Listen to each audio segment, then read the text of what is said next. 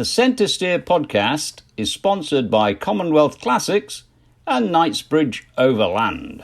This month's Centresteer podcast is sponsored by Commonwealth Classics. Commonwealth Classics is a direct importer of classic vehicles from Europe and South America and has a rotating collection of rare and unique vehicles in their showroom located in Virginia, just 45 minutes from Washington, D.C. Visit www.cwclassics.com to view their current inventory of classic vehicles. Thanks, Commonwealth Classics, for your continued support of the podcast.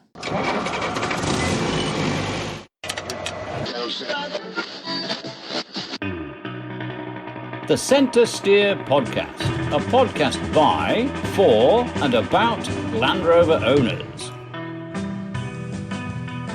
Welcome to the Centresteer podcast, podcast number 120 for March 2023. Centresteer is a podcast by, for, and about Land Rover owners. I'm your host, John Costage, and joining me over Zoom is Harold and Morgan. Welcome back to the podcast. Hey. Thank you, as always. This is episode 120, so if you can divide by 12, you will know that this marks 10 years that we've been doing this. 1 decade. Where's the sound effect? Bring your own this time. We didn't get Harold's sound effect. Oh. 3,652 days we've been doing this. Yeah, and well, does that include the, sort of test episodes we did in advance, or you're counting just the official It number does not. one? The production episodes. Yeah. Oh, nor does it include the one we had to redo from when I was in the UK. Yeah, the Lost episode. The Lost episode. That's right. Speaking of Lost, Dixon is lost with Placid Lassie. They're gathering airplane parts from Florida and returning them back to New Jersey. So he's somewhere in the air over the East Coast. And apparently flying upside down, judging by the picture that he sent to us. So just remember, down means up and up means down. Our guest this month is Mona Derhard. Mona is overlanding the planet in a Discovery 2. She's from Germany and has overlanded throughout Europe. And Mona recently landed in Canada to begin her tour of North America. And in a podcast first, she talks with us from inside her Land Rover. That was pretty cool. It is cool. It's also kind of cool that since March is Women's History Month, we have effectively bookended it with a female before and after the month. So as Mona is traveling throughout North America and South America, keep a lookout for her. She's doing A to A the other way. Yes, that's right. In fact, her plan, as you will find later in the podcast, she wants to travel from North America to South America and then ship her D2 over to Africa. So yes, A to A the other way. There's a good tagline for her. We'll have to make sure we get permission from the Bells to use that. A to A the other way. As a bonus for our Patreon supporters, we ask most of guests 10 questions, which is a quick fire question and answer round. And 10 questions is available in your Patreon feed only. And I just posted up Joanna Bull's 10 questions, and we'll have Mona's posted in the middle of the month. Oh, I got to go back and do George's. That's a good reminder for me. I forgot to post George's 10 Qs. I'll have to get that out.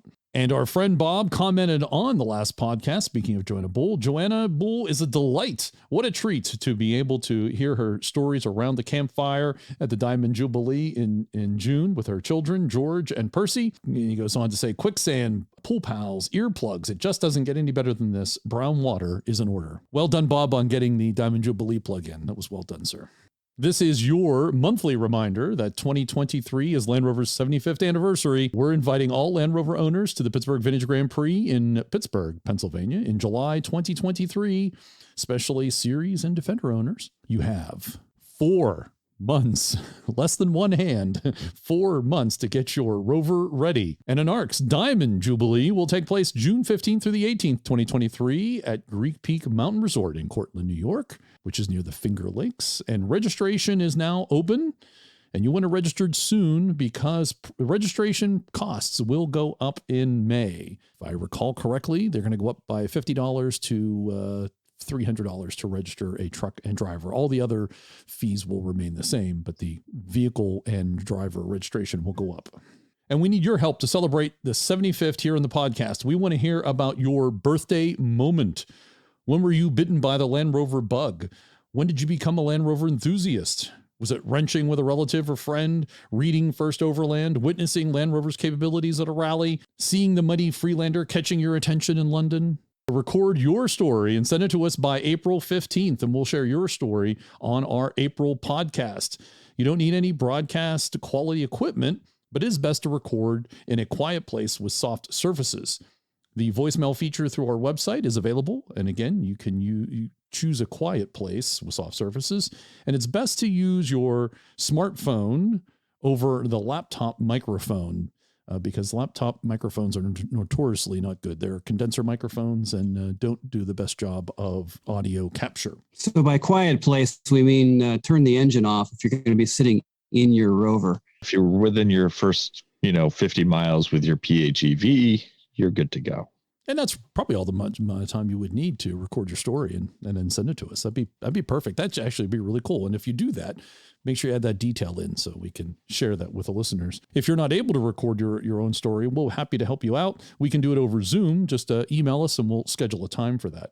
So share your Land Rover birthday story with the Land Rover community on our April 2023 podcast. And now, it's time for the news. First up, JLR is losing ground to its competitors on electric cars, says motoring expert. So Charles Tennant has given his blunt take on car giant JLR's future following a challenging period for the firm and criticized much of the firm how it has been run. I laugh at car giant because really, and this is from Coventry Live, when you read this article, and we have another article from The Guardian, it's talking about how Land Rover's getting smaller. So how can you call them a car giant? Maybe it's satire. Never really been a giant of any sort. They've always been a small company. Yeah, he keeps using that word. I don't think it means what he thinks it means.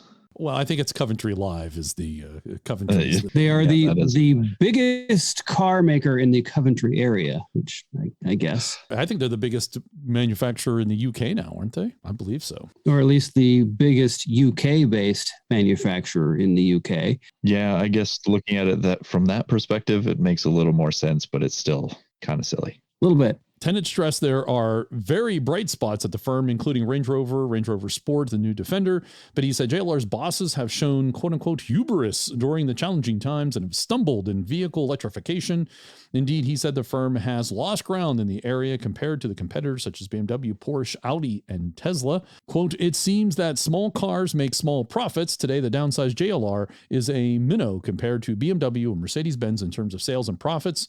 JLR sold 330,781 cars in 2022, 20% down compared to 2021, while BMW and Mercedes-Benz each sold above 2 million cars.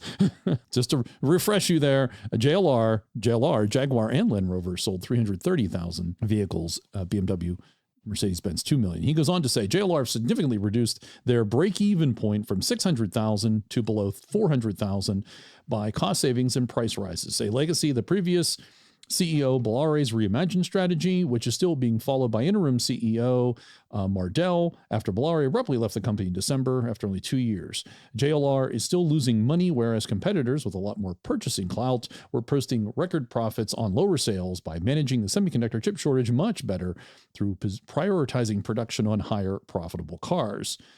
And then Tennant goes on to say, this is beginning to bear fruit as in the December 2022 quarter, a profit before tax of £265 million was achieved, although the forecast for the full year 2023 is at best break even due to a nearly £700 million loss accrued in the April to September period as the microchip crisis ravaged the production plants.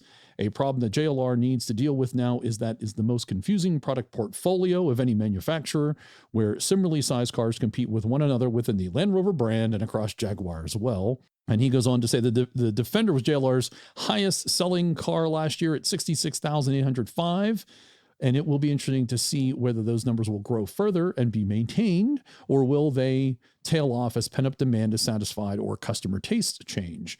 One area that JLR has definitely stumbled is on vehicle electrification, where after launching the first premium award-winning battery electric car in 2018, the Jaguar I-Pace, they failed to follow through and have now lost ground with BMW, Porsche, Audi, and of course Tesla, who are now producing over 1 million electric cars per year. So all future Jaguars will ride on a no compromise dedicated battery electric platform, whereas Land Rovers will be flexible so as to house combustion engines, hybrid, and battery electric propulsion. And the flexible approach is a must for Land Rovers. They do not have the scale or resources to just build a battery electric factory and wait for the sales to climb, as BMW can for Audi or Porsche. However, one question remains unanswered, which is where JLR will source the lithium-ion batteries for their electric cars, from either a UK or Spanish gigafactory, and whether they will wholly own or operate the facility or partner with an existing battery supplier.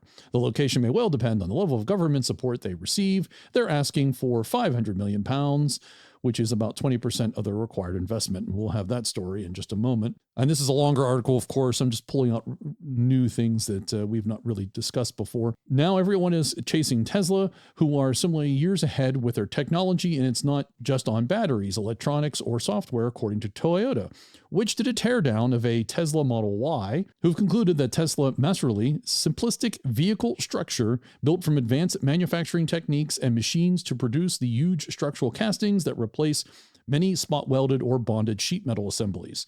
Teslas were also using the vehicle battery as structural element of the vehicle. Toyota have described it as a work of art, which is praise indeed from the masters of quality and production efficiency. JLR getting smaller. And that's the conclusion of the Guardian article, which basically says a lot of the same things. And then they conclude the very last sentence of their article is, what is clear is that JLR is gearing up for a smaller future. Nothing new there. We've talked about the brands moving up and being smaller production, higher profit, especially on the Jag side. Yeah. And you know, they started small. They decided they wanted to compete with the big guys and they worked on that. But yeah, I mean, obviously they struggled. And then, of course, Velar had pretty rough luck for his 2 years. Between the pandemic and the chip shortage. Right. Yeah, and you can't lay all that on his door either. It's just stuff that would have happened to anybody. Exactly. And when you're competing with the likes of BMW and Mercedes and they're producing what, 2/3 more vehicles than them? No. No, more than that. That would be half of their 3 times more vehicles. Yes, 3 times, exactly. Something like that, yeah. They obviously had a lot better bargaining abilities when it came to the chip shortage. Economic clout. Yeah. And the automotive industry wasn't even, particularly high up the priority queue there either. I will say one thing I think you can lay at Velar is canceling the all-electric, was it the XF, the Jaguar XF that they were making the electric one? They had like £1 billion investment in that. And he came in and just said, we're canceling that one. And I think they had invested a lot of work had gone into that. Maybe they could have paused it because of the chip shortage. I can see that, but it almost seems like they just they shuttered that and then decided to look in a different direction. That's a guess, but I think that's something you could probably lay at his feet. I think that might have been a mistake. I think, the buck stops with him on that one, definitely. On that, I don't remember how much I actually paid attention at the time to whether they got a large tax break for that, because often when you shutter a project like that, especially that's R&D, mostly R&D and still in the planning stage, or at least in pre-production, that you get a fairly large tax break for axing a project like that. Even movie theaters or movie production houses have been doing that in the last year to save a bunch of money. They basically just take a movie that's already shot and edited and ready to launch, and they just axe it, get their tax break. It actually ends up working out. So, okay, if better it had been for them financially. A financial mechanism, I can see that, but I think there was some sort of incurred tax penalty or something, and maybe that's what they were referring to. Maybe that was around I know they've had those a couple of times where they talk about some sort of tax. Yeah, I'm not the tax finance guy, but maybe you could be right. But I'm still laying the blame at him. How about that? I think we can still lay that. I think, I think that's totally fair. So, and I recall with the early launch of the I-Pace that they had signed up a lot of the self-driving companies to buy large lots of those. And I know that a number of those deals fell through after a while because obviously self-driving was not panning out the way it was expected. That's a good point. So, some of that might have just been related to issues like that. All right, let's move on to the dealer network in the UK. JLR is running the rule over its dealer network in what is expected to be a radical reshaping of its UK business. Motor Trader has been told by a dealer source that dealers' numbers could be cut from 88 to 18. The new Jaguar EV range of the future will have a price range starting at £100,000 and running to £200,000. Future sales of Jaguar's new range of EVs in the UK will be radically cut to $6,000 a year. The Arch concept will move to a house of brands for Defender, Range Rover, and Discovery. And potential cuts to dealer numbers are usually a sensitive subject given the massive investment that they have made in recent years, the dealers have. Yeah, that's going to suck for a lot of dealers. It's great for the 18 chosen ones, but the other 70 are going to be out. Yeah, not only are the 18 chosen ones, going to get all the business, they're probably going to be able to buy a lot of stock inventory low. They're talking about having the first all-electric Jags to be revealed before the end of 2024 with first customers sales happening in 2025. And I thought I saw something also where they're going to change the way they sell vehicles in the UK, sell Jaguars, They will sell them directly to customers and a dealer will just be like a pass-through pickup location, almost like a retail store. I thought I had read that somewhere too. Yeah, I think I had, and that the company was going to set the price, and there would be less of the negotiation stuff happening. Yeah, and obviously that's pretty common already in the electric vehicle market. Certainly, that's how Tesla operates. I think some of the others, yes, true. They don't always succeed. No, it's very true. Lots of states and dealer networks put up a fight for that one, but it's also so much easier to do a subscription model type thing, which is something that Land Rover has explored a couple of times. I think they're re-exploring that right now. Certainly much easier to do with an electric vehicle because you can have longer maintenance periods and such. Well, and notice no mention of that happening to a Land Rover because it's selling well. So, yes, I think if Jags were selling very well, I don't think you would see that type of adjustment. Again, Land Rover, JLR getting smaller. And again, it goes to Jag trying to go up market and into the stratosphere. And if you want to be exclusive, you need to be a little bit hard to get. So having fewer dealers accomplishes that. Foreshadowed this in the first story. This is Tata wants British government to pay $600 million for JLR battery plant. Tata wants the UK government to spend more than $594 million. I'm sorry, it's $590 million to build a battery factory for JLR. If it doesn't get the funds it wants, it could build the site in Spain. British media outlets understand that Tata is pondering a partnership with Chinese battery maker Envision that could see it build and operate a factory in Somerset, UK, to supply JLR's forthcoming electric vehicles with the batteries they need. To make this happen, Tata is seeking more than £500 million in aid from the government, which would include grants and support packages as well as assistance for energy costs and research funding.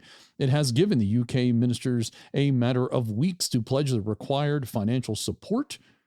Reports state that the UK government has offered JLR a funding package larger than those from rivals in the European Union, but higher energy costs compared to other European countries are thought to be a key issue that needs to be resolved. Dun, dun, dun. Yeah, I think Brexit is not helping with that, naturally. That will directly impact, of course, I think, where those vehicles are built.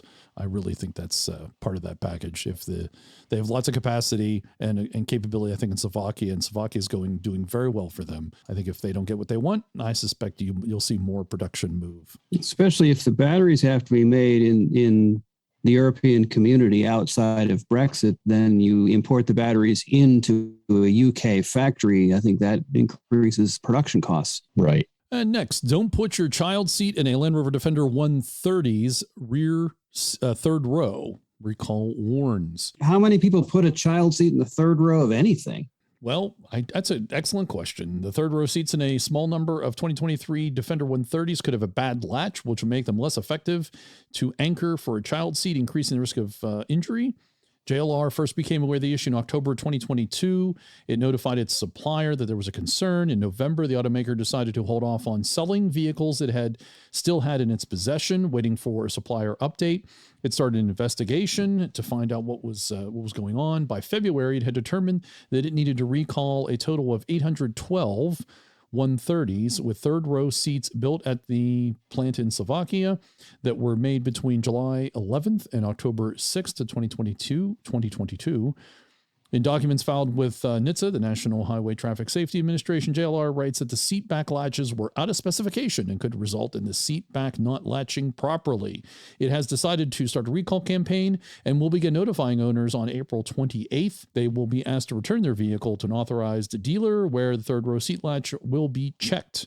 Only 2% of the vehicles are expected to have any problems with the latch, and those vehicles will have their seat frame and associated components replaced free of charge to the owner. Considering how hard it is to get into that third seat, I don't see people putting a child seat there. You want the child in the middle row anyway, so that the adults can reach around and check on them and reach them if need be. And really, you want the grandparents or the in-laws in the third row anyway, as far... Well, in-laws for sure. Yeah. Yeah, no, it's well, and I have to admit that I haven't paid attention to the safety standards for SUVs as closely as sedans. Typically, certainly in sedans, the storage area is a crumple zone. And generally that's true in SUVs as well, that you don't necessarily want anything but cargo in the cargo area because it also functions as a crumple zone. Obviously, they have to change that if they're going to implement third row seats. Right. They don't anymore put the third row directly against the rear door. You certainly don't want the rear seat folding forward on your child. And so, of course, the other moral of the story is if you drive a sedan, don't put the child seat in the trunk. Moving on, why you should steer clear of this Range Rover Velar model year. More than the others. I was just curious how many people steer towards the Velar. Well, the Velar came out in 2017, and the Velar in the 2019 model year, has been deemed an unreliable option. It has accumulated countless complaints regarding the SUV's engine, transmission, electrical issues. According to Car Complaints, the 2019 Velar received the most complaints. The SUV was recalled following customer reports of sudden engine failure, inoperative infotainment system, random stalling, and unstable steering. The specific issue here that was, according to the NHTSA complaint, that the Velar was known to completely shut down at various speeds with no prior warning. Following the recall, it was determined that the crankshaft pulley retaining bolt, must be bolt, it says bolt here, bold, but should be bolt, retaining bolt was damaged in just under 2,000 Velar, subsequently resulting in engine failure. And then there's other issues there. So I guess if you're looking for a used Velar, steer clear of the 2019 model. That's what that is. I can't imagine anyone steering towards a Velar at all. Now, I can't remember if the 2019 model was the first refresh of the Velar. I felt like they did a refresh of the Velar. Define refresh. One of their minor refreshes with the slight styling changes and also increasing the size of the infotainment screen and stuff like that. I vaguely recall something like that. Was probably back in the PHEV Pro days, which was known to have all sorts of issues. That might have been, I bet you it was one of the last of the PHEV Pro. That's my guess. Yeah, I can't remember if the PHEV Pro was replaced with the new Defender in 2020 and then the Velar was refreshed after that. Yes, you are correct. Maybe that's what I'm remembering. Okay. I think you are correct. I think the Defender came out with their new entertainment system it was fresh in that. Yes, you're correct. And then they removed the PHEV Pro from all new models after the new Defender came out. Gotcha. So then the 19 Velar underscored the need to do that, apparently. If you go back on the podcast, we heard lots of complaints about that system. Doing its best to live up to the P38 legacy, I'm guessing. In the gossip column, just because it's good gossip, I think, and just what that was worth mentioning. JLR supercharged V8 to live on for now. JLR's long-serving 5-liter supercharged V8 won't be discontinued anytime soon, according to a senior executive for the company. Stuart Frith, vehicle program director for JLR and currently the chief engineer for the Defender and Discovery, told Drive the engine, known internally as AJ133, won't be discontinued anytime soon. However, he declined to say how long it will last. Quote, broadly, the AJ133 engine is certainly technologically advanced enough to keep us going for quite some time, unquote. That sounds more in the gossip area. It's good to hear the V8 still going to continue for a while. V8s sell. People want them. Especially here in the U.S. Oh, yeah. And does that mean that they're not necessarily going to use as many of the BMW V8s, or just a longer lifeline for the JLR ones? This is my take on what might happen. I think you'll see the V8 only available in the U.S. Europe has continually updates their emission standards and whatnot. That's one of the reasons they had partnered with BMW, because they couldn't keep pace with those engine changes. And so I think you'll see in Europe they'll use probably BMW, and I suspect this V8 is going to be maybe Australia too, but I think you'll see it continue for America for a bit, because I bet you it's like, we can still make money off of this. Let's do it. Oh yeah, because the Americans will buy it. Yeah, why not? And then the 2025 Land Rover Discovery. Apparently, Discovery still exists. I think we might want to start a new segment, Discovery Watch. I thought they were calling it the Defender now. You're calling it the Defender now. The 2023 edition of the 7-seater SUV has faced an identity crisis, with the new Defender stealing as much of its mojo and sales. But Land Rover insists that a redesigned Discovery will play a significant role in its reimagined strategy. And this is from Gear Patrol. And then they are quoting Autocar. According to Autocar, JLR plans to shift from 2 brands, Jaguar and Land Rover, to a house of brand strategy with 4 distinct brands. The plan would see Land Rover split into 3 families of vehicles: Range Rover, Defender, and Discovery. What's unclear is how Discovery would be positioned within this lineup. Yeah, nothing new there. No, we've been hearing about this. We've been talking about the 3-pillar family thing for a while. But as you get smaller, what's left? I mean, really? Do you need 3? Do you need 3 legs of the stool? I think there should be 2. There should be 2. Well, but the more you enforce the separate family type thing and the separate brands, the easier it is to sell one off or kill one off. That's true.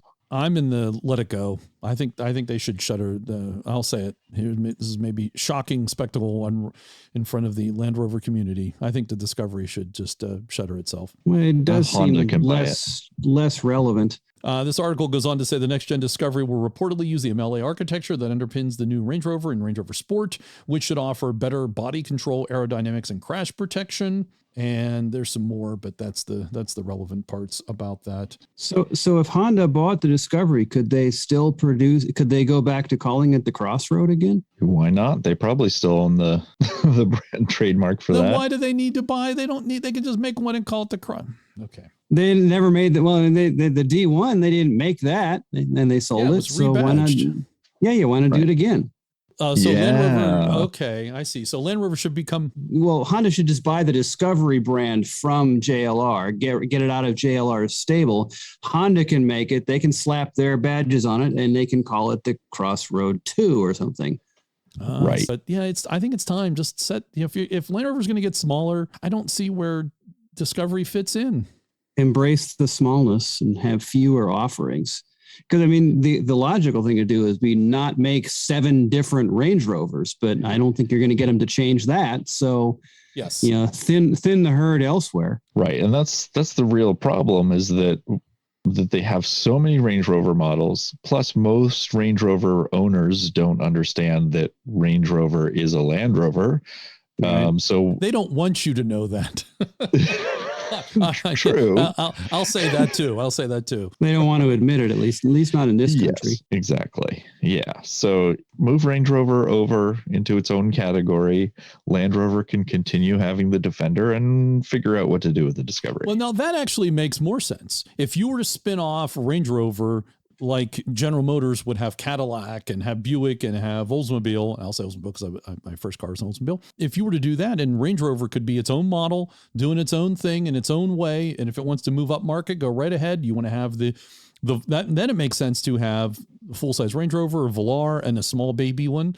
And then Land Rover could have Defender and Discovery, and Discovery could then become the luxury premium version. I've been saying that for years, that I see a separation coming where Range Rover is its own company and Land Rover is its own company. And by moving all of the Land Rover production basically over to Slovakia and the Range Rovers are made in the UK, it becomes very easy to separate those two companies. That is very true. Then, we can start having the Defender 130 Sport, the Defender 90 Sport.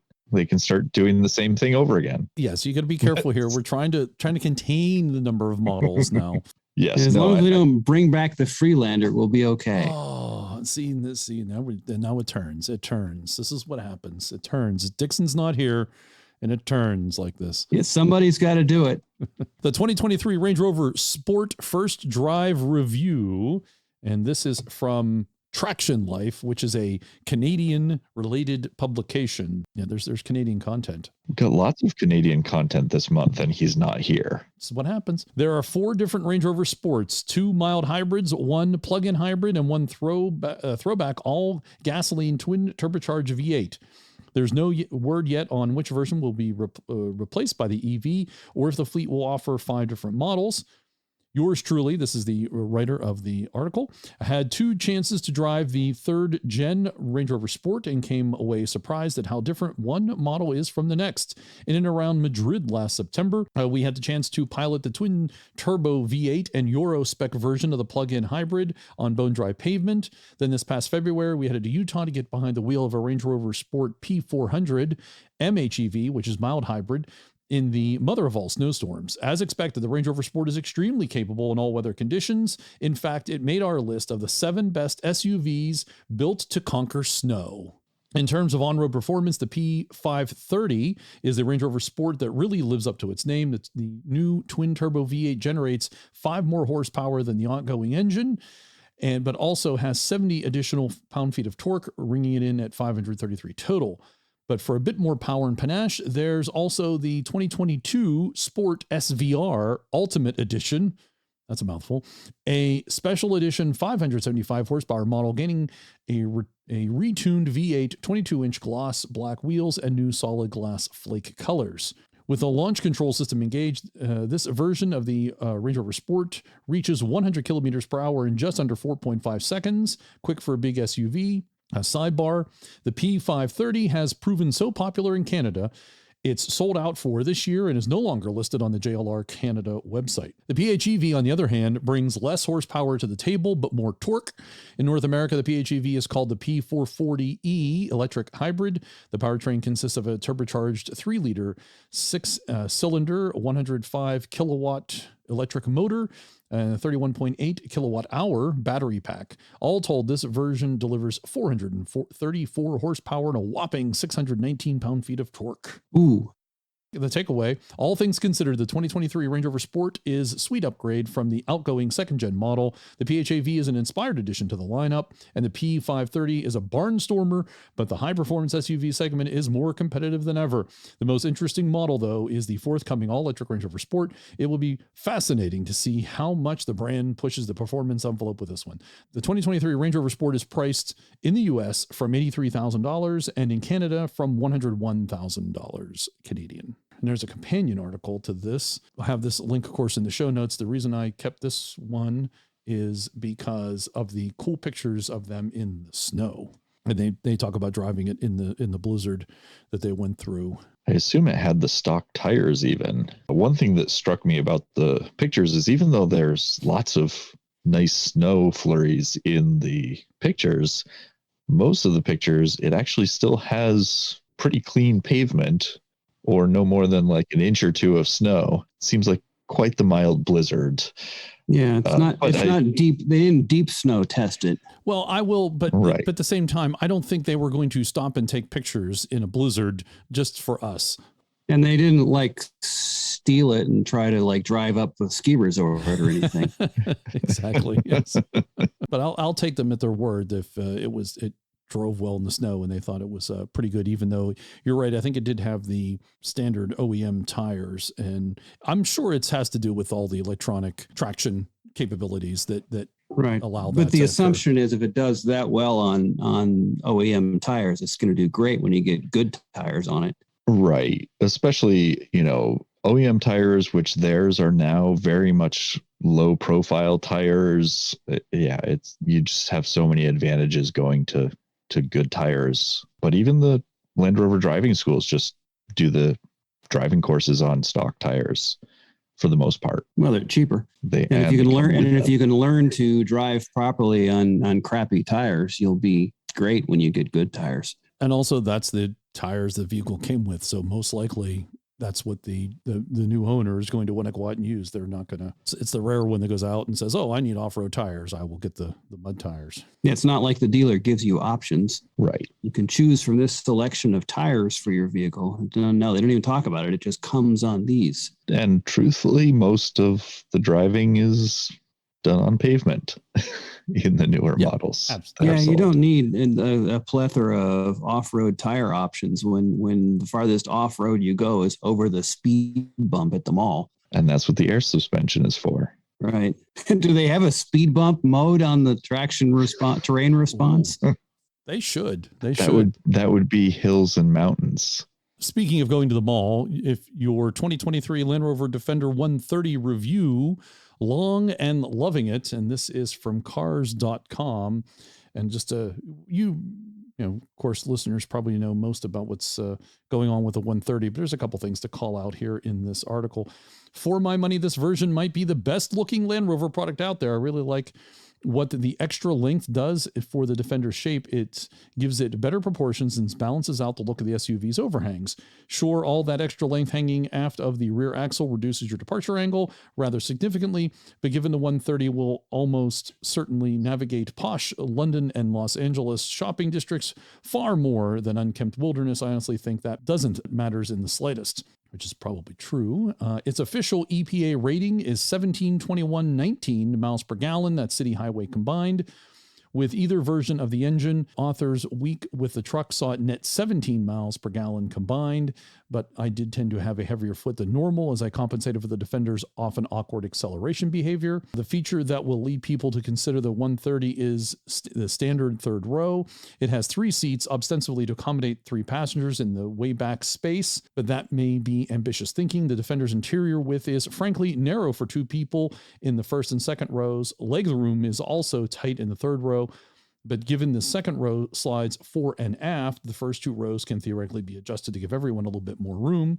But if it's true 8-person comfort you're seeking, this isn't going to cut it. You'll need a bigger boat. Ingress and egress for the third row is also a bit of a contortionist act, as the second row tilts and slides only a little. All this leads us to say the 130's third row is best suited for children too big to fit in a car seat. There you go. But smaller than fully formed adult humans. So yes, it may technically be able to seat 8, the most of any Land Rover brand vehicle, but it's still best suited for half that many. Children large enough to climb over and not have to fold all the seats down and do all that nonsense. Yes. Yes. Further complicating the cargo area's usefulness is Land Rover's insistence on a not very user-friendly throwback feature, a swing gate instead of a lift gate. The big heavy rear door opens from left to right, meaning if you parallel park the Defender and someone's too close to your back bumper, you won't be able to open your cargo door more than a few inches. The full-size spare tire hanging off it doesn't help either. On top of that, it opens from the street side, not the curb side, meaning you'll have to stand close to traffic to load or unload the thing. In this country, it opens from the street side, but given that a proper Land Rover is driven on the left side of the road, it would open from curbside, at least for those who designed it. But I mean, it's, another reason why the Defender should be called the Discovery, because that's classic disco feature there. Well, and truthfully, you might be able to get out of a couple of parking tickets for parking on the wrong side of the street for that reason. There you go. It's not like the steering wheel's on the other side. I mean, Of course, we don't ticket for that over in Latrobe, and people park on the wrong side. I mean, you turn down a street and you have to do a double take to see if you've gone the wrong way down a one way because every last vehicle is pointing at me. Yeah. So annoying. Now, I will say that in that review, despite them complaining that the, first and second rows are a bit narrow, they do not point out that you do not have to have your elbows out the window. So it does seem like it's still more spacious in the new Defenders. No need to deploy the armrest. But here's the question. Do the rear windows open up? No, you can't do that in a modern Defender. See, one of the things I do like about my Defender is the windows slide back and forth, which is apparently an upgrade feature. And in terms of the description of the proportions of the 130 looking better, I think that has a lot to do with the fact that their little square that can't be removed looks so much smaller on the 130 than it does the 110 or the 90. Little shot of Jerry. Well done, sir. Well done. All right, let's move on. The Land Rover Defender 90 is more capable than you think. This is from Motor Biscuit. During our majestic and rugged week with the Land Rover Defender 90, bystanders provided tons of criticism, but their complaints were met with confusion because they didn't seem to know the truth. The Defender is incredibly capable off-roader that's a serious rival to Ford Bronco Raptor and the Jeep Wrangler Rubicon. So this is a comparison between Defender 90 and the Ford Bronco Raptor. I'll read you some highlights. The Defender 90 has an available 5-liter supercharged V8 engine that cranks out 518 horsepower and 461 pound-feet of torque and accelerates 0 to 60 in about 4.3 seconds. I know, I always have to laugh. Anytime it's under a half a minute or even a full minute, you have to laugh. All right, with the Bronco Raptor, you get a turbocharged 3-liter V6, 418 horsepower, 440 pound-feet of torque. It can reach 60 miles in about 5.6 seconds. While the Bronco Raptor has more confident brakes, there is a noticeable delay under harder acceleration, and the downshifts are a bit more aggressive. The 90 has smoother gear shifts, but the brakes take time to master. The 90 is perfectly capable with stock tires. It proves plenty of grip over slick inclines, deep mud, while some tires are in the air, and while fording water. It's time to give the Defender 90 a chance because it can dominate the wild while providing more comfort and convenience than a competition. We've used rivals to jump sand dunes, rock climb, and explore the wild, and the Defender is just as capable, if not more. There's a couple highlights there of the comparison between those two. I like the comment about the Raptor having better brakes. Well, I mean, it'd be hard not to have better brakes than a Land Rover. Yes, and usually the complaint on the new Defenders is that the brakes are quite grabby compared to other vehicles, which is very much the opposite of a Land Rover. Well, compared to any other Land Rover, they probably are, especially if you're getting out of a series truck to get into a series truck. Brakes are very much a plan ahead event. Actually, acceleration the same way. John was talking about how you have to laugh if it's less than half a minute. With a series truck, you're just happy if you can get to 60 ever. Oh yeah, you're happy to get to 6. Well, no, 6 is doable, but 60 takes all day if it's even going to happen. Here's a question. Can a Series 1 do 0 to 6 in the same time that a modern Defender 90 can go 0 to 60? Yeah, I think so. That's something we should do. We should have a test of that at the Jubilee. If you start it in second, yeah, you're good. All right, let's move into a series of Land Rovers for sale. First up is Doug DeMauro, who is well known here in the United States for doing car reviews, and he had purchased himself. His very first new vehicle he'd ever purchased was a Defender 110, the modern Defender 110, and he's now selling it. And here's some detail on it, or he actually has sold it because by the time we're recording this, it's been sold. There's one thing about his new Defender that Morrow didn't like, and that's the lack of great driver assistance tech. It does have adaptive cruise control, but DeMauro finds it a bit jerky and not as refined as the systems available in cars from other brands. It also misses out on automatic lane centering, a feature now available on many and on many cheaper models. When it came to driver assistance technology, tomorrow felt his Defender was outdated from the moment he bought it. And since he gets to drive many cars in his line of work, he kept getting slightly disappointed with his Defender every time he drove it, a vehicle with better systems. And then further, he goes on to say he wanted to keep the Defender, and he gave it to his wife. The very first time driving it, because it was bigger than she expected it to be, hit one of the bollards, those poles that go around a gas pump, and she clipped one of those and crushed in the passenger door. And it took, I don't know, like 90 days for him to get a new door. And he goes on to say he didn't feel confident driving around his Defender after this incident, as he knew that if the SUV ever ended up in a crash again, it would be a huge task to get it repaired due to the lack of spare parts from Land Rover. And that's why he decided to put it for sale on Cars and Bids. He drove it for 43,000 miles in 2.5 years. Besides the panoramic sunroof breaking down a few times and small mechanical trouble, the off-roader has been quite reliable. He put all the utilitarian packages on it with little luxury items to keep it accurate to the Defender spirit, which makes it pretty unique. It has the standard off-road pack, which comes with goodies such as active electronic differential, chunky off-road tires, and a power plug in the cargo area. And I think he also added the air pump too for the tires. So he puts utilitarian packages on it and keeps it simple to keep with the spirit and heritage of the Defender. But then he turns around and whines because the active cruise control and the automatic lane sensors centering doesn't work. Yes. You know, when you're stuck in traffic in LA, neither of those features are relevant. Well, I mean, if you're truly stuck in traffic, you don't need cruise control because you're freaking stopped.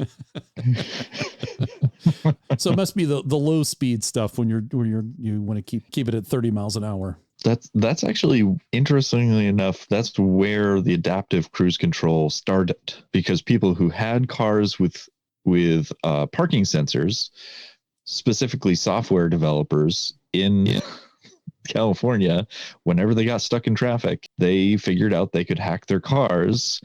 They could run software on their laptops, hook it into the ODB system, control their parking sensors, and crawl the car, not bumping into other vehicles. And then that eventually developed into an actual feature. Sort of like an electronic train coupling. Yes, exactly. But of course, these days, now you have auto stop engines and all of that stuff. So, yeah. I hate that feature. It's so disconcerting. Right? For somebody who works with vehicles that randomly stall, like having it deliberately shut off, it's like it's mentally very disturbing to me. It's like, okay, did it do it on purpose that time, or did something fail? Well, yeah, and never knowing whether it's going to actually start up again. Well, yeah. Never. Sounds like the 2019 Velar was ahead of its time. There you go. At least in terms of the shutting off part. Tomorrow did sell for his 2022 110 for $59,500. That auction has ended. Is that a good price? I don't know what the used ones go for. So it's a nice color. Yeah, that was probably 43,000 miles, and what he probably spent maybe 60. Actually, he might have got what he put into it almost. That seems like, because that was probably about what the price was, right? Maybe 75 when he picked it up. When I priced out at the time was probably about 80,000. So it was probably somewhere. Next, Chris Ray, Land Rover Series 1 it was up for sale. Chris Ray is a rock star in the UK. He had one hit here in the US, which was in 1978. He had a single, Fool If You Think It's Over. Although interesting, he never toured the US. But he has a Series 1, and he has put it up for auction. It's a 1950 Series 1. The guidance price was 10,000 to 12,000 pounds, and it was slightly used, lightly used laterally, which I think means recently, and kept in dry storage. The vehicle was previously in long-term ownership for 35 years from 1986 until December 2021, before being acquired by Ray. So apparently he had it for a year. I wonder if maybe the reason why he never toured in this country is because this country is so big, it would take far too long to get from gig to gig in that Series 1. The sale was this past weekend. We're recording on Monday, the 27th of March, and the sale was this past weekend in Birmingham. No record on what happened with that. If we No, we'll update you on the next podcast. And then Prince Philip's Defender County 110 is up for sale. And if you're saying, John, didn't you just talk about his Defender County being for sale before? Yes, it's for sale again. So what has happened is in June of 2022, 1 year after the death of Prince Philip, his Defender 110 County sold in auction for £44,000, but its most recent owner has since capitalized on the demand for ex-royal family cars after Queen Elizabeth passed away. And so in February 2023, Silverstone Auctions sold Prince Philip's Defender 110 County for £123,750, representing a profit of almost £80,000 for the eight-month owner. So it's a good investment. Yes, very good rate of return there. It's kind of like paintings going up in value when the artist dies. And finally, in the news, we finally know what Land Rover is going to do to celebrate Land Rover's 75th anniversary. There's been no word. I've not heard of anything. They're not doing anything. We're like a month away from the official date, Land Rover World Land Rover Day, April 30th in 1948, when the Land Rover debuted. And we've heard nothing except they're coming out to celebrate the 75 years of Land Rover with a Lego Icons Classic Defender 90. Yes, there they are. They're coming out. They've partnered with Lego to come out with a classic D90 Lego. The Lego Group and Defender are celebrating 75 years of Land Rover with a build-your-own adventure. The new Lego Icons Classic Land Rover Defender 90 2,336-piece set is complete with all accessories for an off-road expedition. The set has a 2-in-1 format, allowing builders to create an everyday road-ready model or customize it for adventures. The Lego Icons Classic Land Rover Defender 90 set is available starting Tuesday, April 4th, sold exclusively through Lego, priced at $240, and beginning in July, the set will be available for sale at Land Rover retailers. I wonder if it takes as long to assemble this as it did the new Defender Lego. Very much a war and peace sort of thing. It took a long time to put those together. Yes, it did. We'll find out because my purchase on one through Lego's system. Do you have the new Defender Lego as well? It's right there. Huh. Okay. How long did that take you to build? A good while. It took over a week, spending several hours a night. So you'll be able to do the comparison and we'll know then whether it's easier to build the 90. Yes. Because you'd think if it was based on an older version of Land Rover that was very simple and had fewer parts in it, that the kit would take less time, but I have the feeling it won't. No, it looks very similar. The only thing I'm noticing is there doesn't seem to be a lot of moving parts, whereas the Technics Land Rover Defender, the 90, the newer version, has like the doors open, the hood opens up, there's a working winch, you can turn the wheels, they have a little bit of power to them, you build gears so the wheels can rotate. You can adjust the air suspension and there were optional extras, Harold. I bought the light kit, which is an extra, so I added lights to the Technics Defender. Did you get the pollen sacks? It comes with those, yes. So what I really want to know is, when is Lego going to come out with the classic 110 kit? Do we have to wait for the 100th anniversary of Land Rover to see that? And if we have to wait that long for the D110, how long will it take them to release a Series 1? So I suspect that they'll come out with the Series 1 version before they come out with the Freelander version. And on that shocking note, that will conclude the news for March of 2023.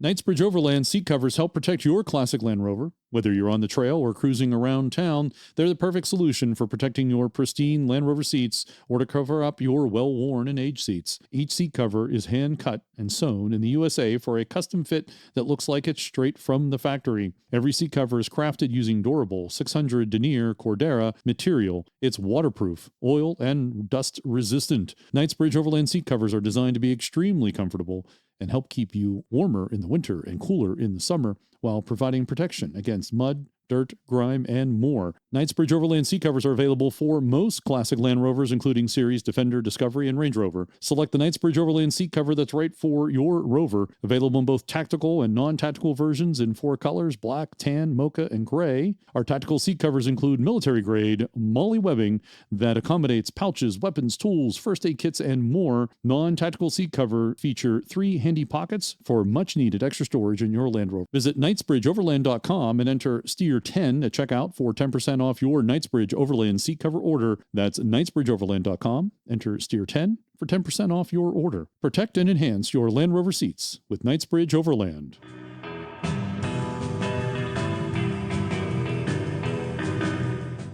And now welcome to the podcast, Mona Derhard. Welcome, Mona.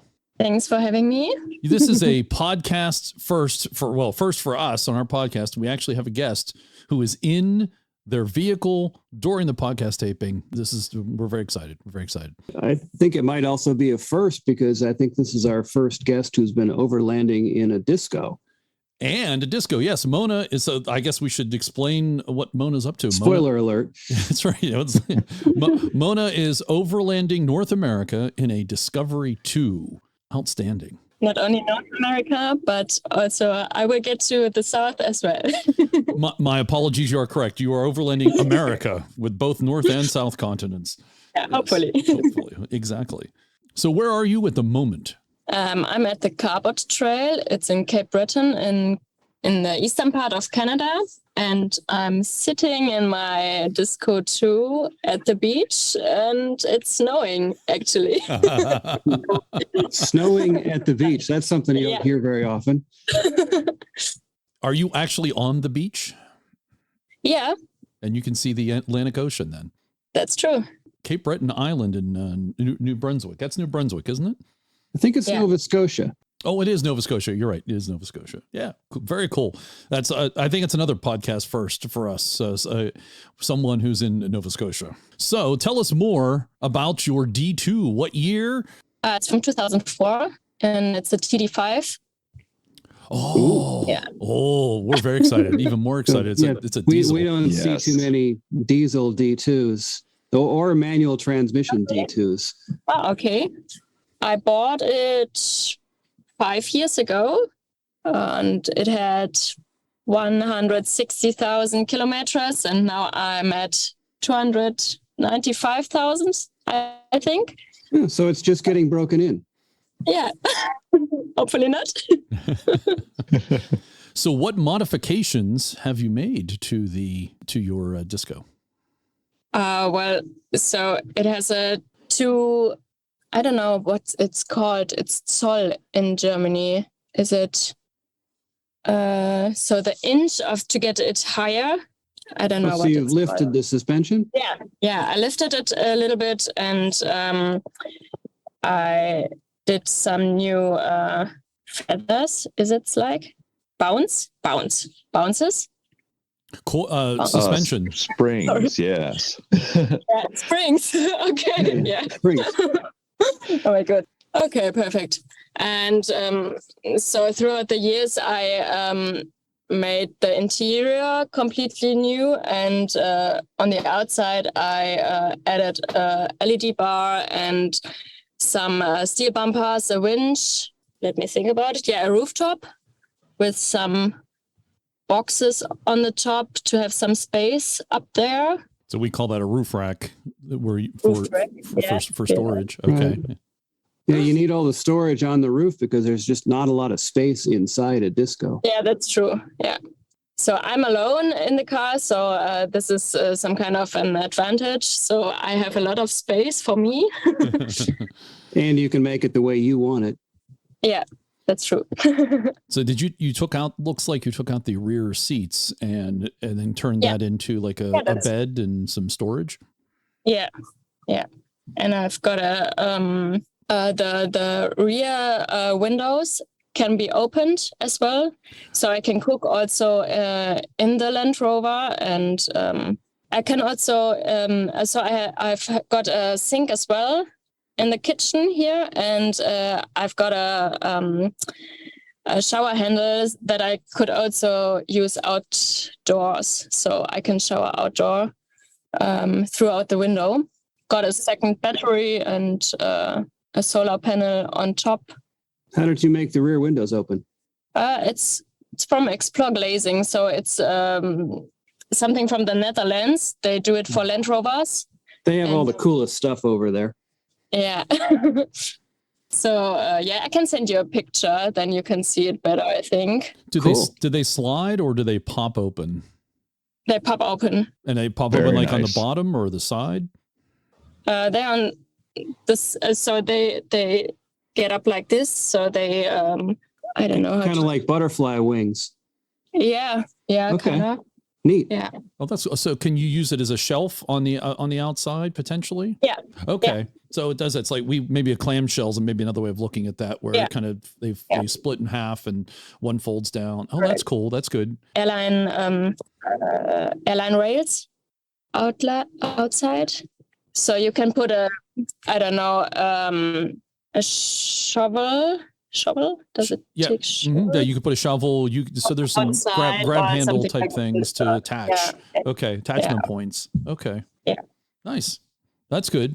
Yeah, that's fancy because those windows that standard are kind of wouldn't make life very convenient in the back of a Disco 2. We just don't see that over here. Nobody pimps out their discos like that over here. Well, we're kind of stuck with the V8. Yeah. Well, yeah, discos over here don't last long enough to do anything cool with them. So you have the V8 and the automatic, and they rust out. And so I guess that most of the people drive Defenders because they have a lot of more space into it. But I think the Disco is good for driving and going off-road. I mean, it's cool. You're doing it your way, which is always nice. So how did you find the D2? How did that become your vehicle of choice? Well, I got some colleagues that also drove a Defender and a Disco 2. And I was into I wanted to go off-road and doing stuff like this. And they took me with them, and I thought it was a great car and it was affordable for me. And so I got one with less rust, actually. And it was green, what was also really nice. You got the one that's left that isn't rusty. Maybe. Although you'd be a little careful as you're on the Atlantic Ocean there with ocean spray and all the salt. Is this your first Land Rover? Yeah. Any other cars in your past that we should know about? I got some, but it was my first car. So I got a Ford Fiesta as a first car, and then a Ford Cougar. Ooh, okay. And then I got the Land Rover. Yeah. Very cool. So how did you get into off-roading then? Did you had friends that took you off-roading? Yeah. Very cool. And we have some off-road spots in Germany where you can go in the sandy dunes and so on. And I tested the car very well, I think. And is that when you learned to drive a stick? A manual transmission? Yeah. Very cool. That's a great skill. It's a great skill. Not many, not especially here in North America, not many people are do that. So in your D2 that you've further customized, and now that's your house, I take it. Mm-hmm. That's your living there. I like the string light. I like the string of lights behind you. Are those like Polaroids hanging from those? Yeah. It's some friends and family. Oh, that's cool. That's nice. Yeah. It's kind of a neat way to show pictures. Just attach them to the string lights. Yeah. On the ceiling there, is that looks like Australia? Is that a map of the world then? It's a map of the world. I draw it. I drew it. At the top of the car. Yeah. Oh, okay. Yeah. So is it more of a hard shell on the inside there? Yeah. Okay. Yeah. So did you take out the headliner and change some of the headliner? Did you take out the side boxes that are in the back of the D2? Yes. Okay. Yes. The side boxes are out, and the rear seats. Oh, and at the footwell from the rear seats, I've got a 40-liter water tank as well. Oh, very nice. Oh, very nice. That's handy. And that's connected that's for your shower and for cooking. Yeah. Nice. Do you have any sort of filtration with that? Yeah, I've got a filtration system as well. And actually, so I've got also a water heater system. Oh, do tell. Ooh. Tell us about that. So Small one. hot showers. Yeah, so it's for 6 liter, and so you can while I drive, I can turn it on, and then the water heats from the motor engine Okay. battery. Yeah. Good way to do it. Sorry. That's a good way to do it. Yeah. That way, when you get done driving and you want to shower, you're ready to go. Yeah. Or so the water is heated up already for cooking, and so I don't need that much gas. Neat. Right. Sort of free heat too. A little bit. So that circulates into the engine bay, then some piping. Okay, that's a nice aftermarket option to add that for especially for you're in the colder climate. That's helpful. So for in the interior, does like your bed convert? Do you have are you able to like move and maneuver it so that you could like sit down and then maybe like raise it up so you have a bed? Is it like is it the full width of the disco, or is it just like maybe a half size? Well, I guess it's half size, so it's 80 centimeter in the not the length. The width. the width, and so I can lay on 180 meters, I think, in the length, and the rest is for the kitchen part and some storage rooms. And then the rear door, does it? Did you do anything to the rear door? Some folks will put a shelf there that can flip down and use that when they open up for cooking. I don't know if that's like that was an option. No, I've got a table at the rear door, so at the back, so I can cook outside then when the rear door is open. At the doors, so I have got a cooler as well on one side of the door, so I can't use this door as usual, but the other door I can step in and go out. Yeah. Okay, so you also have a refrigerator then that takes up that rear seat area. Okay. Yeah. That makes sense. That's nice. Good. Sounds like you're well kitted out. Is this the first trip you've taken with a vehicle fully kitted out, or did you do that ahead of time and test it out for a while? No, first of all, I had an easy expansion and went through Europe, so Italy, France, Spain, Norway, Germany, Austria, Switzerland, and so on. And I think it was COVID time, when I renewed some kind of the expansion, and then I went on a 2-month trip to the Baltic Sea Circle, so Norway, Denmark, Sweden, Finland, Estonia, Lithuania, Poland. I guess that's all. That's a pretty good trip. That's fantastic. Those are neat places to get. Did you get on those cool roads they have in Norway? Yeah. In the fjords that have those are that's a dream I'd like to do, is drive on those roads. Yeah, it was really awesome. Yeah. And I also went to the North Cape, and all in the winter time. So I did 2 months in the winter to test it for Canada, and it worked at minus 30 degrees, I think. Wow! And so hopefully it works here as well. Yeah. So you felt prepared when you got to Canada? Yeah, think so. Hope so. You're starting to get into the warmer time for Canada, so that's yeah. Yeah, I think that's well timed. Yeah.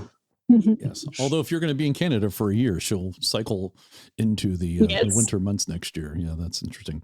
Although I have to say, as someone whose family comes from Bulgaria, Macedonia, did you get into Bulgaria, Macedonia? These are questions I have. So that's my family heritage. You didn't?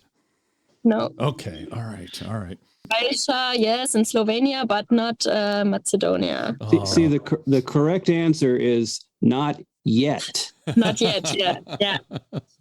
Good answer. Maybe next time. I encourage you to visit. That's the homeland of my grandparents. Yes. So, yes. Yeah. Okay. Yes. Yeah, I will greet them then. when I was in Macedonia, was there in 2005. There's a place called Lake Ohrid, and I saw defenders that were there that the UN had, because the UN was there at the time doing some peacekeeping, and they had UN marked defenders. Very cool. So how knowledgeable are you on Land Rover history? Because your Disco is very much like original Land Rovers, the series trucks that have been turned into campers and overlanding vehicles. Was any of that? Are you aware of the older series trucks and the folks that overland in them, like you're doing?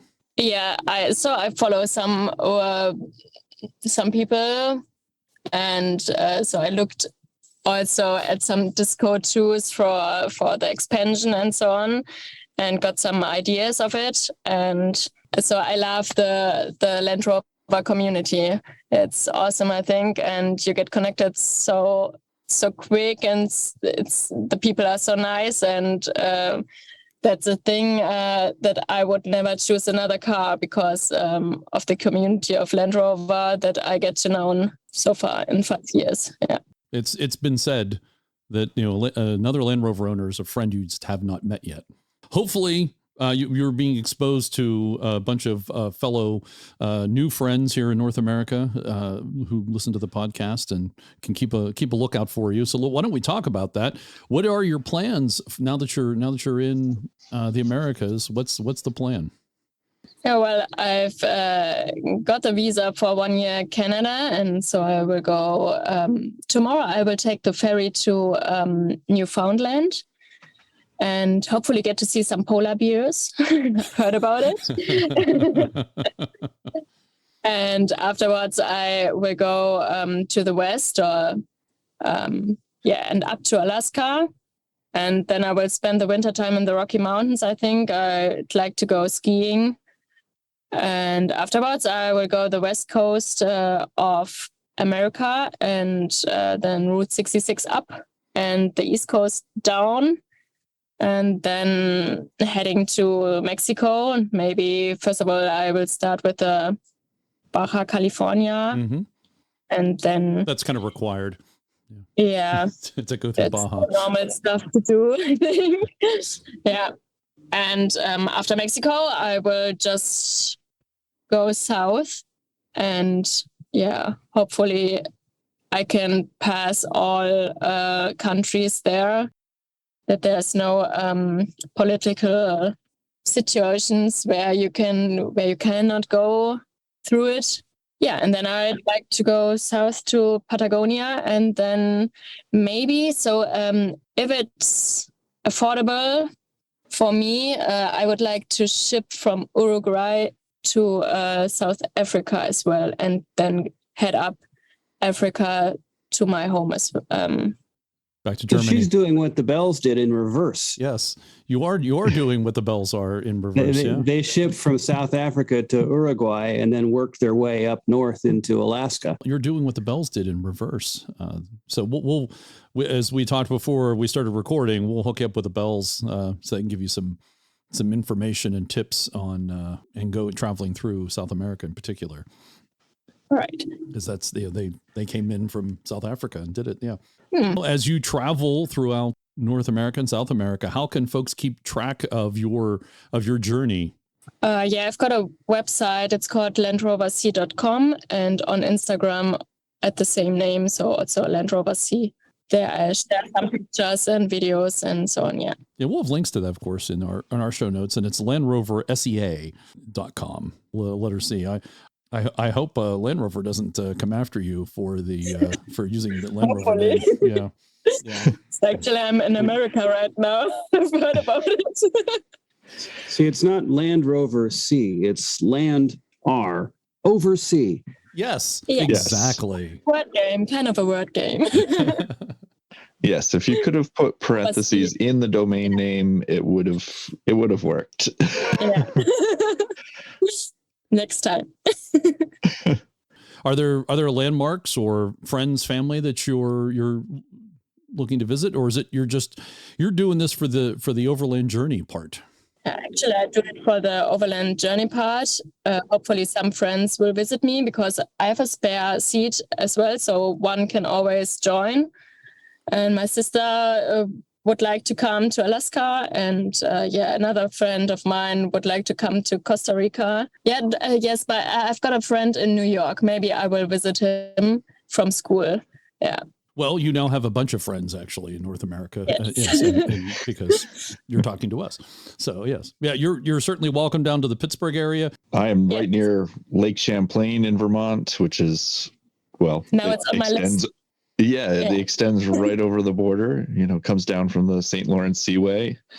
We're just a couple hours over the Canadian border, whichever way. When you come back up Route 66, certainly pass through the area. I will come back to it. Did you name your vehicle? There's a lot of people name their... I've not found a name for it. So feel free to suggest me something.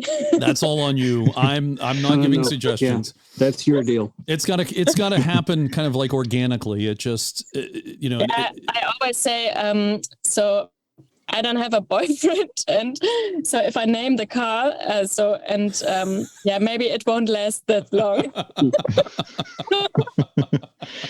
You don't need a boyfriend. You've got a disco. Yeah, that's my boyfriend and best friend. Yeah. So looking at your photos that you've got strung up in your vehicle and seeing some of the photos on your website. So are you sort of like a photographer and videographer, or just sort of doing that for fun to document your travels? Yeah, just for fun, I think. And so I really like flying the drone. So that's really fun for me. But making some pictures and so on. Yeah, I guess everyone does when they go overlanding, but I'm not a professional. You can see it as well. We need to get you set up with our Austrian friends, because they like to do a lot of photography and drone stuff too. Yeah, that you have talked to in another podcast. So is it Bilderreisen? Bilderreisen, yep. Yeah. Yep. They also stayed with me. Oh yeah. Yeah, they visited. They're very cool people. They service their truck in my shop. That is a nice bonus that Harold, has the shop and can often squeeze people in if they're on a long journey and are in need. Although D2s are not one of his favorites. No, but I provide safe harbor to all overlanders, so I will work on things that are not defenders if they're being overlanded legitimately. Yes. So I could help you if you had a need. Not a problem. Perfect. Thank you. Yeah, I got another story actually from Estonia. So I went there in the winter, last winter, and my injector harness had a little problem, and I needed a new one. It is a TD5. Yes. They do that. And so I just scrolled down and Googled something like Land Rover Estonia and got to a Facebook group and just posted that I need another injector harness, and if somebody could or is nearby and could give me some, would be perfect. And 2 minutes later, I got a call from, I think it was the leader of the group. And he told me, I'm actually at the other side of Estonia, but I can ship you or send you the part within 12 hours. And he did. And really, the community is so nice. And after 12 hours or 13, I was on the road again. Nice. Did you do the work yourself? Yeah, most of it. And YouTube videos. Did you know how to fix cars before you bought the Disco? No. No. Because Land Rover has been making mechanics out of owners since 1948. Yes. Yes, some kind of you get used to it. And I think it's good that you can repair so much on yourself and you get to learn something. So I'm a surgical nurse in real life. And so I like to, screw and something like this. So when it's not a person, then it's a car. Well, probably some similar techniques and the mindset you go through to do things is probably very similar. Because there's a connection there. I think working with your hands. There's the circulatory system, and there's the brake lines, and so there's some a way of, as Fairharold said, a way of thinking about how's this working and how can you repair it and do a transplant, swap out a part. I'm sure you know how to lay out your tools in a nice even row and have them all like ready to grab. And yeah, that's true. It has to be tidy. At least it doesn't have to be sanitary. Yeah. Speak for yourself. It's also probably very convenient for you traveling that you have the medical experience and medical background as well, just for your own safety.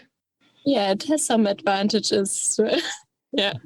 But I take a lot of surgical stuff with me that I hopefully don't need or don't ever need, but I can do some surgeries on myself, I guess, with the things I have got with me. So you travel with a pretty good never kit as well. Yeah. What did you say, Harold? So you travel with a pretty good kit of stuff then? Yeah, I think so. Well, it's better to have it and not need it than to need it and not have it. That's the point.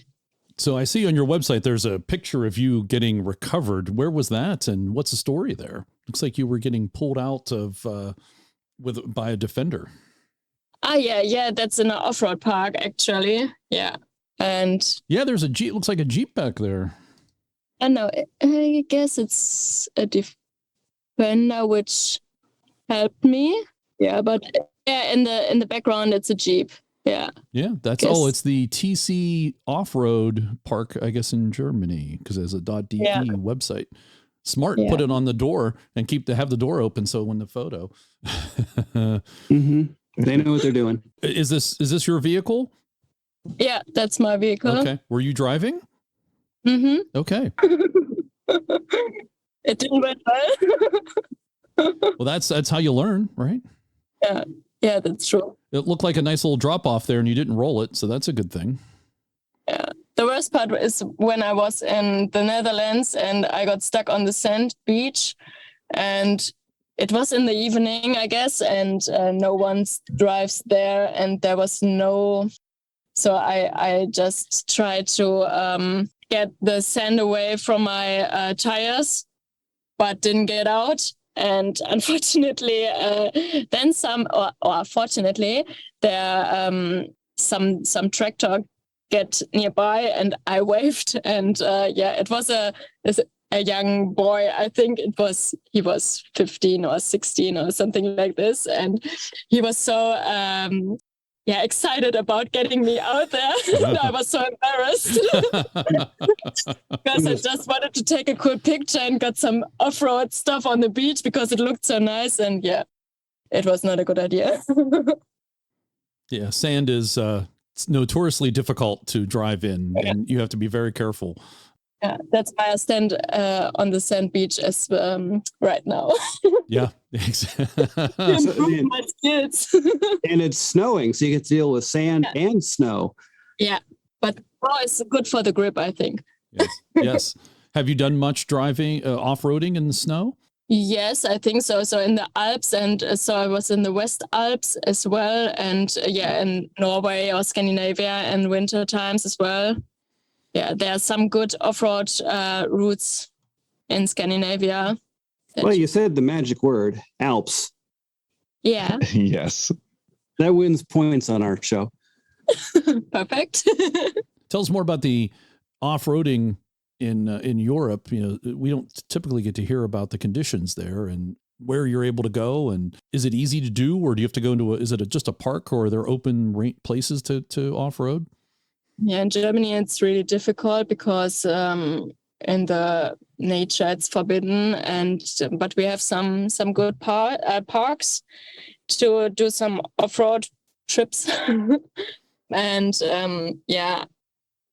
but I think in the rural areas, so Scandinavia or in the Alps as well, you can do some good off-road treks. And So when you go to the eastern part of Europe, that's also not forbidden, permitted. Yeah, so there are some good tracks, I think, and if you keep your eyes open and look around a little bit, you'll find some good tracks to go. Mm-hmm. Yeah. In Poland, it's really good to go off-road. Oh, really? Yeah. Oh. Do you think it's harder in Germany than anywhere else? Yeah, because we have, for everything, we have rules. Okay. And everything is forbidden. Okay.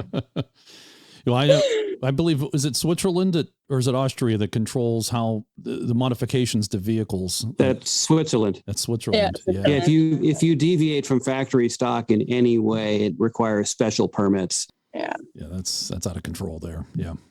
It's the same thing with wild camping. So it's also not allowed. In Switzerland, there are very high penalties of when you get caught. And Germany as well. But I guess that's the advantage from the Land Rover, because it looks like a car. And we don't always see that there's someone sleeping in there. So you're under the radar. Yeah, maybe. So you could be in a car park in a grocery store and they wouldn't know. Yeah. Well, you can do that here in the U.S. and probably in Canada too. Walmarts will let you camp in their parking lots. All right. Mm-hmm. So perfect. Yes. Yeah, it's good to know. Yeah. And they offer free Wi-Fi as well, I think. Yes, I think some of them do, but I've seen people pull, well, truckers camp overnight there too. But like our friends, the Bells, they deploy the roof tent. They did the whole thing. They had the furniture out, and they're just sitting there in the Walmart parking lot having a good old time. Yep, not stealth at all. No, nothing stealth about those people. No. So, how long do you intend to travel throughout the Americas? So if I just stay in America, I guess it will take 3 years or something like this. Okay. And when I add Africa on it, I think 4 to 5 years, maybe. Tough to do Africa in a year. You really need some time. Yeah, I think so too. From what I can gather about traveling in Africa, you might want to have a traveling companion. That seems to be a good thing. Yeah, I guess so. I also thought about it for Nicaragua maybe, or El Salvador, so some South American states maybe. Yeah, I will find someone on the internet who goes the same direction, or we can drive together or something like this. I think this is possible, and I will do this. I think being female, it's a little tougher to be safe certain places. Yeah, sometimes, yeah. Unfortunately, yes. Well, it is unfortunate. So the map that's over your head there, are you going to draw lines on it to show where you've been? Yeah, but I didn't. So I traveled a few times alone, and I didn't make any bad experience. So you have to learn to maybe to feel your gut a little bit. So is it intuition? Yeah, you have to follow your intuition. And so when you feel uncomfortable in a place, then just drive. Yeah, try to move on. And search a new place or something like this. Well, fortunately, you can lock the doors on your house and you can move your house down the road. That's why I don't have a roof tent, actually, because I feel safer in the car. And you wouldn't have a soft-sided tent, and you're also in the vehicle. Have a roof tab or something. I also am a little bit lazy and don't feel like folding it up and down every day, and then it gets wet. And what do you do then? And so it's easier for me to just sleep in the car. Absolutely. No, that's actually you're correct. That's spot on, because when you do have that canvas tent, or it seems like it's harder to find the motivation to put it away than it is to get it out. Yes. Maybe. Yeah, and the D2 is a tall vehicle, especially once you've added a couple more inches of lift, climb all the way up, climb all the way down. Yeah. It's easier to just put the things that you don't want as often up there. That's true. And so I've got a lot of more space on the roof rack. so I've got some ski with me, and I will add some surfboard. I think in the western part of America, I will buy some because I left mine at home. Oh, I suspect there's Land Rover owners on the West Coast that'll help you out.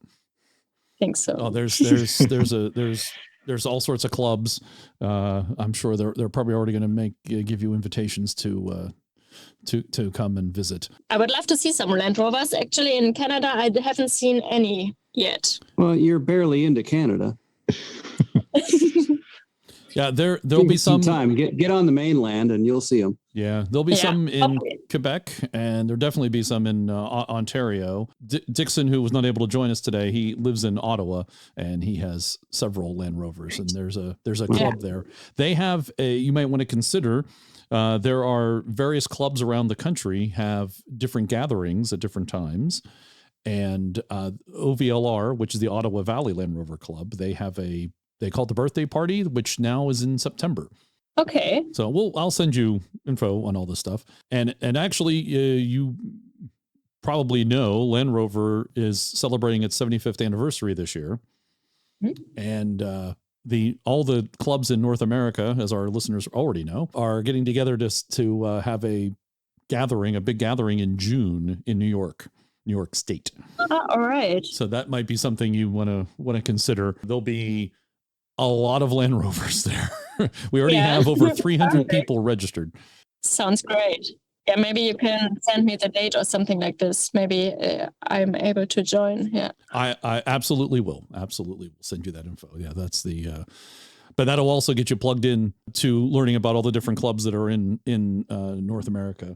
Because as you said, as you travel, you might need something, and there's probably a Land Rover club in that area. So they're everywhere, and they hold events at different places. And I'm confident that if you were to roll into town and say you're into town, that club would love to get together just to meet you. Yeah. Oh, absolutely. It's a reason to get Land Rovers together. We have a German Overlander in town. Let's get together. Yeah, and I would love to meet some Land Rover people as well here. And you're driving a particular type of Land Rover that few of us have seen over here. So I imagine there's a lot that would want to just get together just to see your truck. Yeah, I heard that in America it has to be 25 years old to get one here. To import it legally have it. You can visit for 6 months, I think. Yes, so I've got a 6-month visa. Right, and when you leave, you have to take the truck back with you. You can't sell it. Yes, that's true. Not that you'd want to, but... No, he will come with me back home, and then we will travel to Macedonia, and There then you maybe go. Well done. There you go. That's what I want to hear. Getting it. That's what I want to hear. Now you're getting it. Well, you take it back to its ancestral homeland, but take it back to the UK. Yeah, maybe I will do this. Yeah. So probably I will do this. You're nearby. It'd be a good place to visit. Mona, I want to thank you for coming on the podcast and talking with us about your impending overland adventure. Well, you're now in the middle of your beginning of your overland adventure. Hopefully, maybe we'll see a rare and unique Land Rover, a D2 stick TD5 at the Jubilee, which is our big gathering for Land Rover 75th anniversary. It'd be nice to see you there. Yeah, thanks for the invitation. Absolutely. Of course, our listeners, if you want to keep track of where Mona is and what's going on with her overland journey, LandRoverC.com is the website. Land Rover C is also the Instagram page. That's Land Rover SEA. If you're Land Rover corporate listening, ignore that. Let Mona do her thing. Sorry. As long as she's not doing it for profit, they're probably not going to worry about it. That's true. You're not doing this for profit. No, she's not doing this. It's mostly just the businesses they went after. But Land Rover can support me anyway with so I don't mind. See, now there you go. Now, if Land Rover is interested in supporting Mona in her travels throughout the world, then we know we can hook you up and we can put you in touch. Mona, as you travel throughout North America, look out for clubs, and hopefully the clubs will look out for you and gives them a reason to get together when Mona comes into their town. I hope you get to see some polar bears, and that's yet another reason not to have a rooftop tent, because that just puts you right at snacking level. Yeah, actually, yesterday I saw a moose. So I went on a trail hiking, and right in front of me there were, I guess, 4 or 5 mooses. Ooh. And I was like shaking what to do. Just stand still, and they got away. But that's like a gang. You don't mess with gangs on their turf. Yes. From what I understand, moose do not move. They're bigger than the car. They don't care. Yep. Moose are mean. They're just mean. I had some in Scandinavia as well, in Norway, and I was sliding because I was on the brakes, and it goes on the ice and sliding, and the moose was just standing there and didn't move, and I was like screaming in my head and like, just go away. I will crush you into you. Yeah, and it was really a few centimeters, I guess. And then the disco stopped, and the moose looked at me and just went then away. And I was like... So he was in a good mood. Yeah, probably. Oh, moose can do some damage if you piss them off. Yeah. I think they cause a lot of more deaths than beers. Or I would agree. Beers, something to drink. Or beers. Either one. Maybe. Yeah. Maybe in Canada it might be more moose in the northern climes. Maybe it's more moose than beers. Yeah. But you had a close encounter with a moose. That's cool. Yeah. You know what? Yes. Potentially you might have a name. Potentially. Think about it. I'm not offering ideas on what you should name your vehicle, but you've now had a close encounter with a moose. Something to think about. Moose chaser. Then, if I chose this name, just think about it. Think about it. That could be a good and a good graphic icon too. Maybe like a moose. And you get a sticker, stick it on your truck. Yeah. That's a Volvo thing. Some Volvo fanatic made up these yellow stickers. They were a takeoff on the Ferrari with the prancing horses, but these were prancing mooses.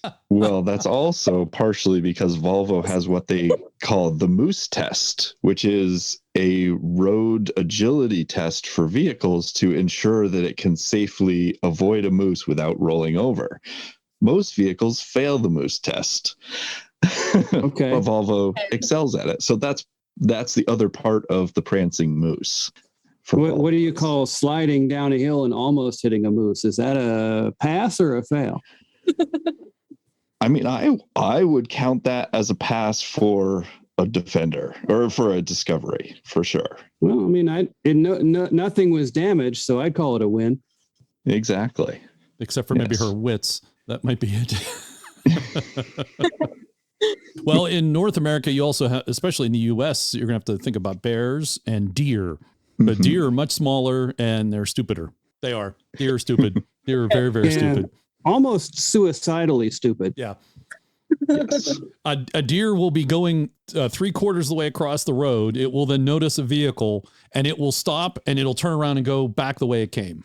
Or it'll just stop and stare. Or it will see a whole lane of traffic and just decide to run across it anyway. So that's what you have to look forward to as you overland. Yeah. Yes. I will give some attention on the deer. Yeah. If you're anywhere like, especially like right around sunset or sunrise, they like to be active then. But if you're driving along a road, always be looking off to the sides for deer. And if there's like one that wanders up near the road or one that crosses in front of you that you avoid, there may be another one right behind it that is going to jump out and get you. Yeah, there's usually more than one at a time. Yeah. Out west, think about bears. Although there's bears in the east. Yeah. I had a fox in my yard this morning. Ooh, neat. I have raccoons on my front porch. Trash pandas. Exactly. Yes. Mona, thanks for coming on the podcast. Good luck on your overland journey. Thanks for the invitation. It was really awesome. Talk to you. We hope you enjoyed show number 120. Thanks very much to Mona Derhard for joining us on the program today, telling us about her travels and her overlanding journey. And it's, again, very exciting. She was the very first guest we had who actually we talked to while she was in her vehicle. So excellent. So good luck, Mona. Be sure to follow her adventures as she travels throughout the planet, and wave if she passes by your town. And hopefully we can get her on later for an update. Thanks to Harold and Morgan for coming on the program and joining us today. Yeah, sure. You know, $10 is $10. You get what, $1 a year? There you go. Next year it'll be $11. There we go. $11 is $11. And thanks, of course, to the One True Packs for continued production support. And Packs, got to get ready for the Vintage Grand Prix. You got to get ready for the Diamond Jubilee. We need to see you there. Listeners, we need your help to celebrate the 75th anniversary here on the podcast. So record your birthday moment, your origin story with Land Rover, and send it to us by April 15th. We want to share your story on our April podcast.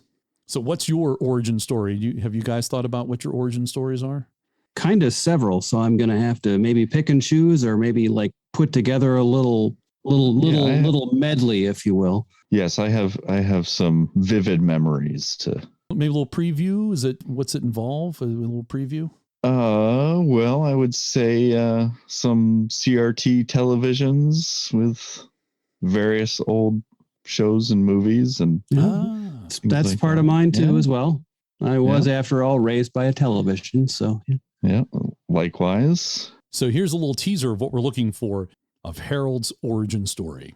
I think the first one I really saw in person was I was in the Rocky Mountains. My brother had some land at the top of a mountain outside of Denver, and we used to go up there in the summers, and a bunch of friends came, and we had a 1951 Willys Jeep, which was horribly underpowered, but it had that gearing, so we would just flog it up the hill. And we were up there one time, and up comes a Series 2A 109. And as part of the event, and I remember seeing it after it got up there, and I'm looking at it, and again, it's my first time really getting up close, and I'm thinking, wow, this seems kind of like far less substantial than I was expecting. Well, we look forward to hearing those stories on our next podcast. So get your stories in. You have until April 15th to send us those stories. And don't forget, now we've been doing this for 10 years, so starting next month, we go to 11. We post a new podcast at the end of every month. Our website is centresteer.com, has all the shows to listen to and show notes with links to stories we discussed in today's podcast, including the link to Mona's website. And you can directly support the podcast at patreon.com/Centresteer. You can buy a t-shirt, sticker, or even buy us a tea/brown water. That'll help support the podcast also. And the menu on our webpage has all the links. If you have an idea for a guest, send us the details and the contact information if you have it. It's time for your monthly reminder that in honor of Land Rover's 75th anniversary, we're inviting you to bring your Land Rover, especially Series and Defender owners, to the Pittsburgh Vintage Grand Prix in July of 2023. You have 4 months to prepare, and you have 3 months to prepare for NARC's Diamond Jubilee. Thank you for listening. We'd love to hear from you and what you're up to in your Land Rover. Until next time, I ask you to share the show with one other Land Rover enthusiast. On behalf of the entire North American crew here at the Centresteer podcast, I'd like to thank you for listening today. We know you have a choice when it comes to your podcast content, and we do appreciate your choosing us. Please take a moment to look around you for any personal items you may be leaving behind, especially in the overhead bins. Remember that some items may have shifted during the show. Please watch your step on the way out, and you may now resume your important things.